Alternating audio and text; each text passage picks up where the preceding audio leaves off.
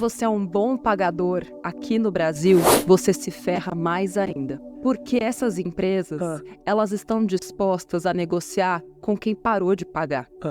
Mas elas não estão dispostas a negociar com quem paga. Influenciadora digital no ramo de finanças, Natália Arcuri, aborda um tema que afeta milhões de brasileiros, o endividamento. Muitos de nós já enfrentamos ou conhecemos alguém que está lidando com dívidas. E entender o porquê de ser mais fácil renegociar para quem está em atraso pode fazer toda a diferença.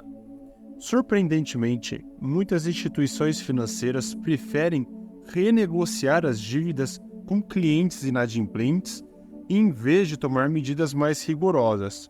E isso, num primeiro momento, pode parecer contraintuitivo, mas existem razões estratégicas para essa abordagem.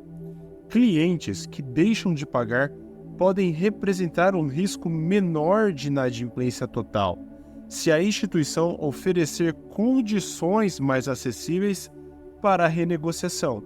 Isso porque é de total interesse da empresa evitar processos judiciais que são demorados e custosos. Renegociar com quem está em atraso permite que a instituição mantenha um relacionamento com o cliente.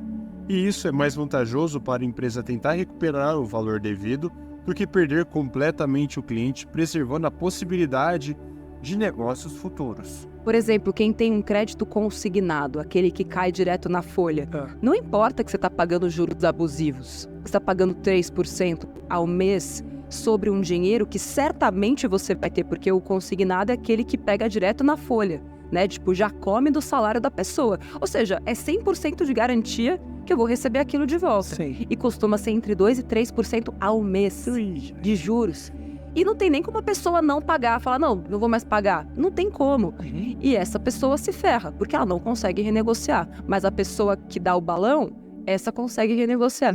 Desafios persistentes relacionados ao endividamento da população.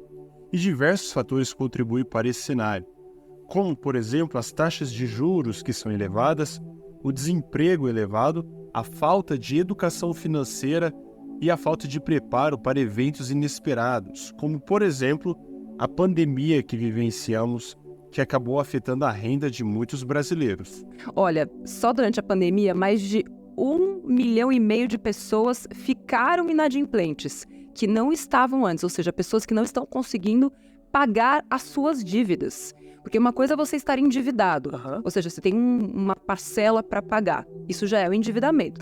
Passou no cartão de crédito em 2 vezes, já está endividado. Outra coisa é você não conseguir pagar essas parcelas ou não conseguir pagar o boleto. Aí você fica inadimplente.